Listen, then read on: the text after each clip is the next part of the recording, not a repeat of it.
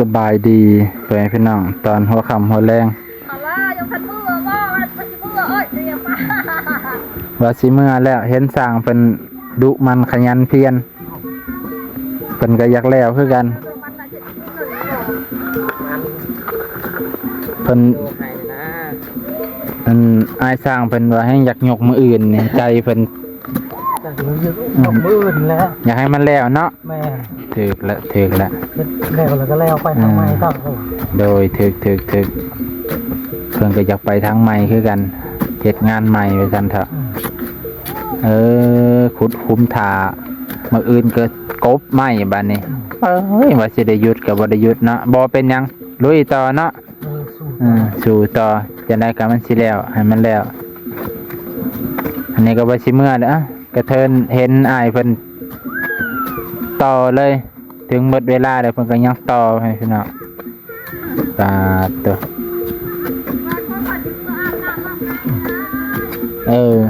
ไม่ยากดอก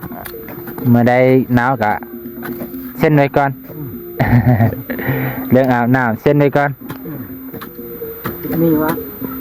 จิตมีไว้เมื่อนี้บ่หนาวดอกฮ้อนตั้งแต่เช้า 7-8 โมงก็ปุ๊ดขุดลงเท่าใดอ้ายนี่50 50เฮาบ่ได้เทปูนใส่ก่อนบ่เลยบ่เลยบ่ได้เทปูนมีแต่ว่า50เบิดเนาะแต่ว่าเพิ่นก็บ่ได้เพิ่นใส่อันนั้นอยู่บ่ให้ยังก็ระดับน้ำหรือบ่เลยขึ้นแล้วต้องบ่มระดับจังห้องจังอันนี้เนาะ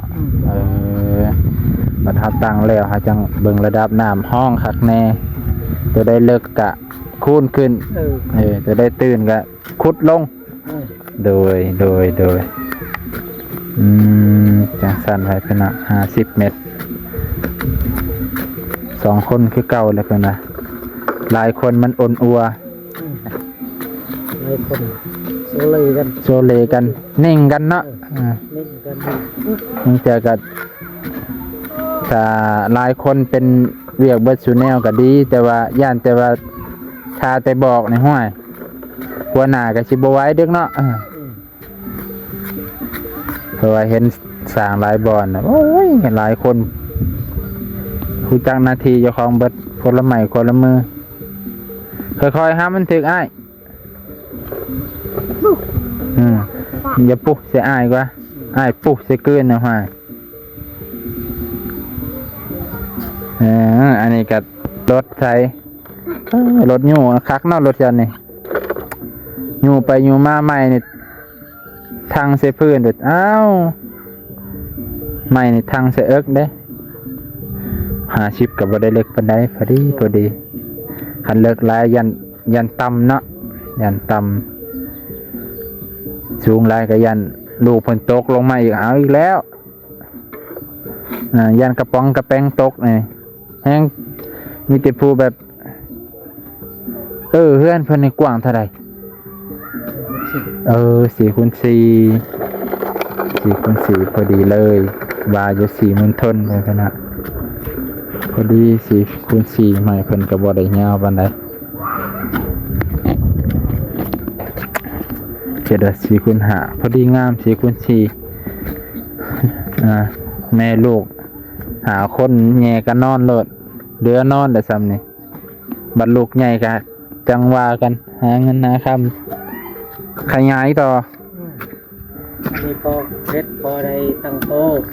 เฮ็ดพอได้ตั้งโตพอได้ให้ลูกได้อยู่ได้นอนว่าซั่นตะตั้งโต3 ลูกใหญ่เนาะลูกก็ลูกใหญ่อยู่ใดนะบ่แน่ได้ลูกเพิ่นใหญ่ไปเมืองถอกเมืองไทยพอได้ซอยพ่อซอยแม่สร้างเฮือนเจ้าของได้ลูกได้เมียนะห้วยอยากมีเลยได้ลูกอยากมีเฮือนเป็นของเจ้าของเลยเฮือนหลังนี่กับปะให้แม่เนาะดินนะขุดอ่อนได้ไปเนาะดินทราย ง่ายครับ ดินอันนี้ปลูกยังก็บ่อยากโอเคปานใดดินบ่แม่นดินพุน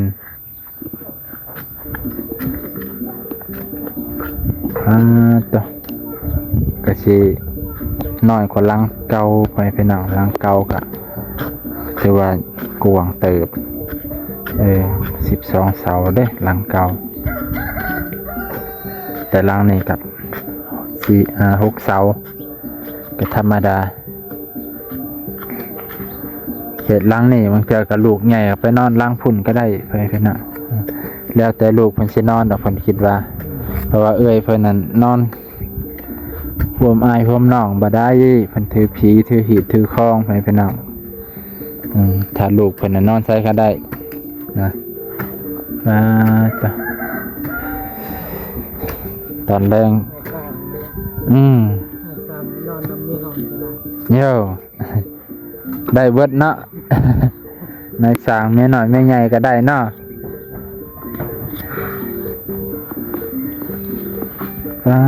ตัวทางนี้ก็สิเลิกแน่มันสูงนี่เนาะทางนี้มันสูงเอา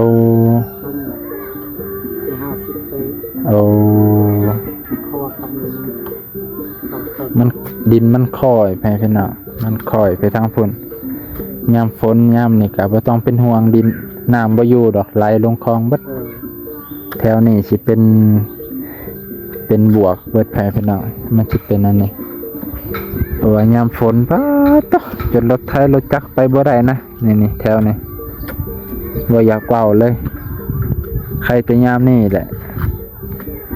ยามนี้ใครแน่นี่เฮาก็จะไหนว่าสิได้เมื่อแล้วพี่น้องก็บ่ได้ไกลปานใดเฮ็ดบ่าวนงกันได้พักเอื้อยเพิ่นก็ว่า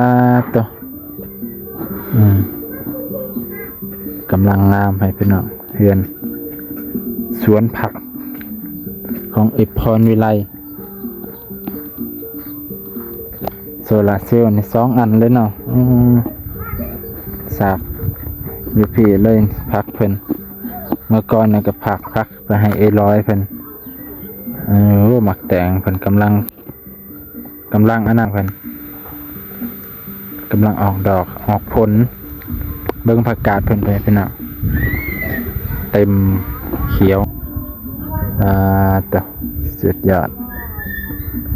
ไปพี่น้องมื้อนี้ก็สิทำนี่ก่อนมื้อนี้สิได้เมื่อแท้แล้วมื้อนี้เมื่อกี้ว่าสิได้เมื่อแล้วอัพคลิปลงเพราะว่าแถวบ้านนี่เน็ตมันดีสัญญาณแห้งพี่น้องบ้านเพิ่นสัญญาณแห้งเน็ตดีบ่าวน้องก็เลยบ่อยากเมื่อเป็นได อยู่เฮ็ดบ่าวน้องบ่มีเน็ตเมื่อปุ๊บเนี่ยคือเบิดการเล่นการติดต่อแล้วติดต่อแชทนี่ได้อยู่แต่ว่าอัพคลิปอัพวิดีโอนี่ต้องได้แลนเข้าเมืองชนความมันทุรกันดาร เพราะแถวนั้นสัญญาณบ่ค่อยแห้งปานใดขันมาพี่ละใครแน่สัญญาณดีเสามันสูงเพราะมันเป็นหมู่บ้านใหญ่เขาก็เลยมาติดตั้งสัญญาณให้สำนี้ก่อนเด้อบัดนี้